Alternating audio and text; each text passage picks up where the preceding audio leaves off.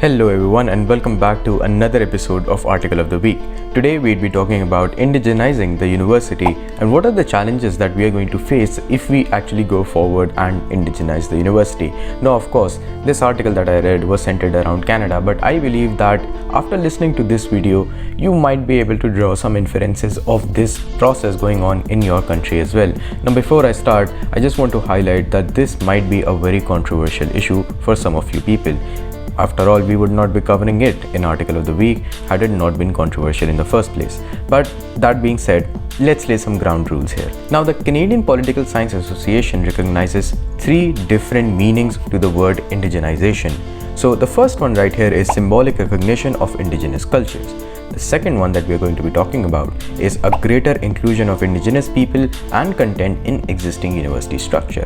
Now the third one is really interesting because it is about a top to bottom anti-colonial, anti-racist reconstruction of education through revision of curricula and institutional processes.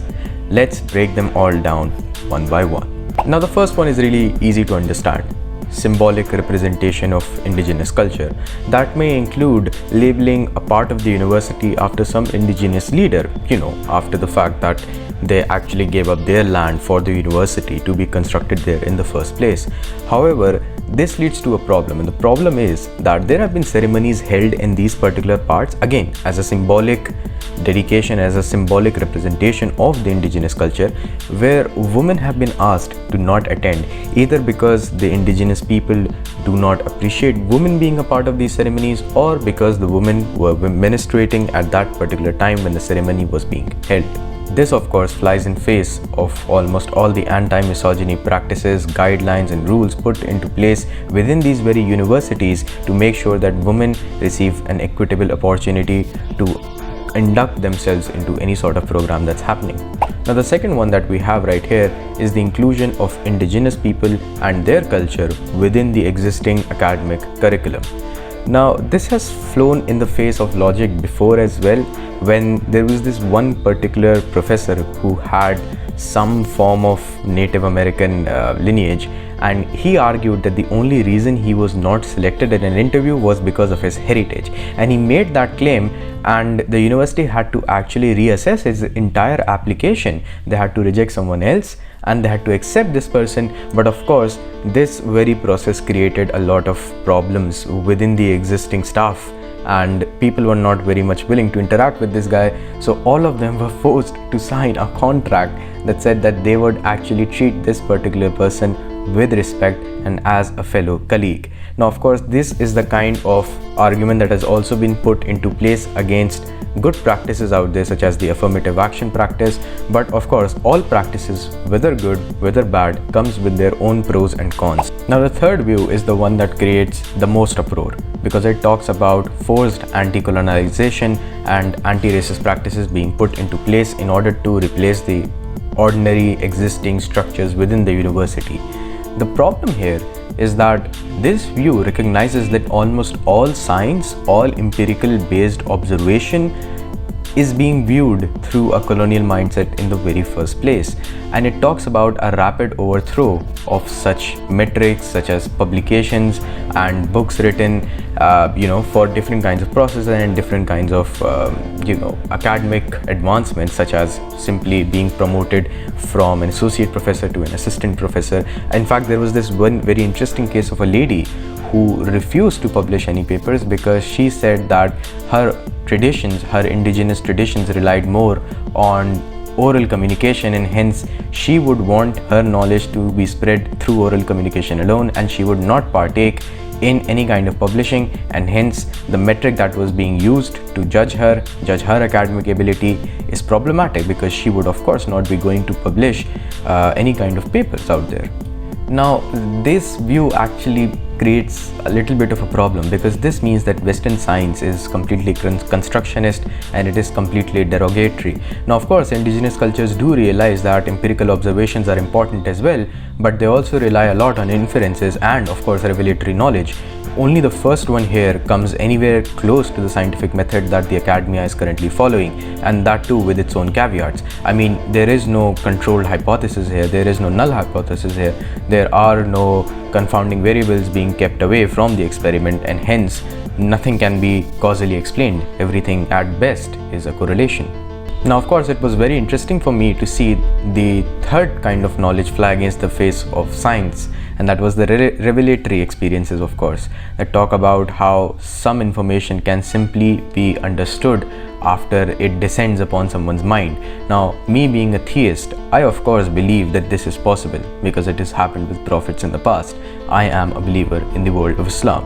That being said, I also do not force science to change its ways according to my own wish and will, simply because I want to feel more included within this domain of science. I completely understand that religion and science, they are two completely different domains. I don't want one to be compatible with the other one. One is my belief system, the other is one which is, sort of the way I go about my world in a daily life. One of them I try to understand, but I can only understand it so much. The other one, that is the scientific worldview, is something that has been tested by too many people out there. So while I truly respect Islam as a religion, I just do not see it being compatible with science for a really long time. And the simple reason is that it does not need to be compatible. Where does it say that a religion is worth believing in or a culture is worth adhering to only as long as it is compatible with science?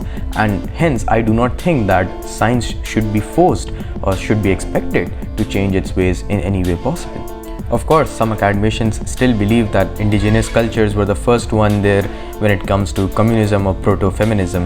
In fact, they believe that these indigenous cultures were actually championing those causes, whereas to be very fair, there are some practices within these indigenous cultures and within each and every single religion as well, which may not be very much welcomed by these academicians once they get to know them.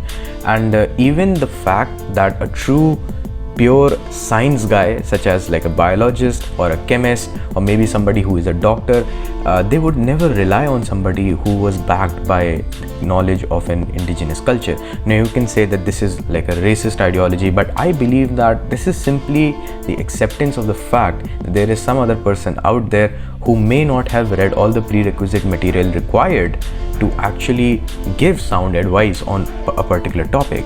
I mean, don't get me wrong, I see PhDs in theology and psychology as well, but I would not necessarily ask them about neuroanatomy, for example, if I have a person who is a psychiatrist or who is a neurologist. That does not mean I do not like psychology, or that does not mean that I am against theology. It just simply means that I know somebody who may have read a little bit more than them about the brain. Can I be wrong? Yes, of course I can be wrong. But which one should I choose if I do not have any prior background knowledge about these kinds of people? Well, of course I'm going to choose the person who has a medical degree in this case. So whenever somebody who was taught with an indigenous curriculum, let's just say that there comes into existence an indigenous curriculum that does away with the notion of skepticism, does away with the colonial and racist idea of science, then would this person be treated as an equal by all the biologists out there? Would this person be treated as an equal by the geneticists out there? Would they want to perform surgery alongside this guy? The answer is no, and hence, in a very weird and paradoxical way, we are forcing people from indigenous backgrounds to stick to those fields alone in which their ideas can actually move forward. For example, they would be completely secluded within the social sciences and arts and humanities themselves, because if they try to move with their ideas within the realm of pure sciences and applied sciences, they would not be very much welcomed there. And I think that creates a problem that flies in the very face of the solution that we've proposed initially. Now, of course, I know that this video might have been controversial. Were these my thoughts particularly? Well, these were my thoughts which were based upon the thoughts of the author of this very article. So it's not necessary that I captured all my thoughts within this video right here that you are watching. So it may be possible that I do have a few defending points as well, but maybe that is a video for another day, maybe for an article that actually replies to this article.